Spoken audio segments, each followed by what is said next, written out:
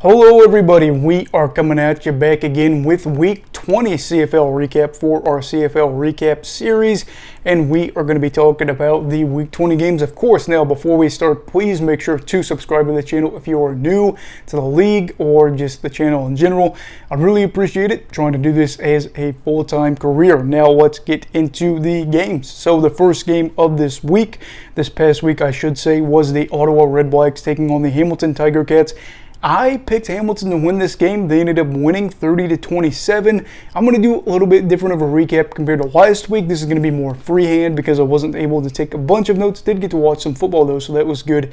And this one was one of the games I got to watch. Hamilton jumped out to an early lead. I think they had a 10-0 lead before Ottawa responded back with 21 unanswered points. Caleb Evans also in that time had the most rushing scores by a quarterback, rushing touchdowns I should say. It's a weird note there, but that was good for him and good for the team. Ultimately though, they would go on to score 6 points the rest of the way in this game as the Tabbies got the second half to go their way, and that was good for them. Seth Small had a late field goal to win this one for them, put themselves in a good spot to make the playoffs, and we'll talk about that later on in this video. On to the other game of the night. I was asleep for this one, unfortunately. Had the tablet open, was trying to watch the start of this, fell asleep, and I woke up, tablet was still alive, but it said this ESPN broadcast ended or whatever, and the Lions won this one 31-13. Is that 14? I'm really not good without my glasses, but anyway, BC was able to pull away big here in the second quarter. That was where they were able to really get a good lead. I think they were up 28-6 or 28-7 at one point in that quarter.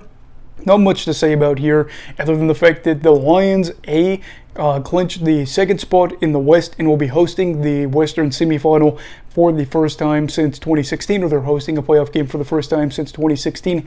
And the Edmonton Elks home loss streak continues. Their season is done, by the way, in case you didn't know. So they finish up the year, 4-14. Heartbreaking for them, but we knew that the Chris Jones era in year one was probably going to be a little bit tough. Going into next year, I think they could really be a team that is just knocking down some guys that aren't, the Winnipeg Blue Bombers. Better than that, we will see. As for the Saturday games, there was one that was more entertaining than the other one, but we'll talk about that. The first game was the Toronto Argonauts taking on the Montreal Alouettes. That was for the East Division crown in Montreal. If Toronto won this game, they were going to win the East back-to-back years. And they did that, 24-23, picked Toronto to win that one, by the way. So I was 3-0 up to this point in this week. And the Argos were able to get it done, and they kind of almost choked the game away here. They had, what was it? Did they have a pretty good lead? I thought at one point. I cannot remember, but I do know that Geno Lewis was making their secondary look like garbage in that last drive where Montreal was able to tie it up. They went to him like 3 times. There was some separation. I don't remember who it was. I think it was a backer that he somehow managed to get inside on. Maybe he worked him to the outside and got in, but that's how they were able to score that late touchdown to tie up the game. Guess what, though? Boris Beatty missed a field goal penalty. Too many men on the field, doesn't matter. CFL rules. Argos win 24-23, sparking some controversy about what. I would say, I saw a good argument here. If you don't want to be in that situation where Montreal was, don't allow them to be in field goal range. But in general, I do think this, along with the quarterback, where a lot of quarterbacks or their second string quarterbacks will come in and do a, QB sneak, something like that. These are issues they might want to address going into the offseason, although I think really the QB sneak is more of that. But to me, it's the CFL. I'm not bothered by it, but I think American fans that aren't used to the CFL would be like, wow, that is a really bad way to have a division crown decided. Because you got to think, Montreal, if they win that one, you have a very meaningful game for the final week of the season. But not the case, as the Owls will host the Tabbies, and then Toronto will host either one of them for the Eastern Final. As for the final game of the week, Calgary Stampeders taking on the Saskatchewan Roughriders. Calgary was in a spot where they didn't need to win this one. Jake Maier did start. Kind of thought that was a little weird considering the Lions had locked up a spot. But when you have the QB depth that they do, and you also probably wanted to have Maier get another start under his belt before resting him next week. It wasn't that big of a deal, but for Saskatchewan, it was a huge deal. They needed to win this one or they were going to be going home the offseason. This would be the first time since 2016 that the the Rough Riders were not in the playoffs, and unfortunately for them, they lost 32-21.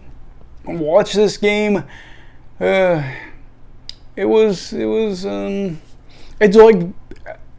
a good game. I'm trying to think of a way to describe it because the final score is not reflective of this game. Alford had a late TD off of a return, and that's why it looked like this. At the end of the day, though, they brought in Cody Fajardo for a play, took him off, brought in Mason Fine, and they looked for a spark. Guess what? I just don't know what they were thinking here. In this moment, they needed to win this game. They knew because Hamilton had won that they had to win this game. They stick with Fine. Didn't really work out for him. He had less than 200 passing yards, if I'm not mistaken, and they lost. They're not going to the playoffs. Hamilton is. Surprisingly, they were at one point, I want to say 3-9, and then 4-10, won 3 in a row after that, and then of course are going on to the playoffs where they're going to play Montreal.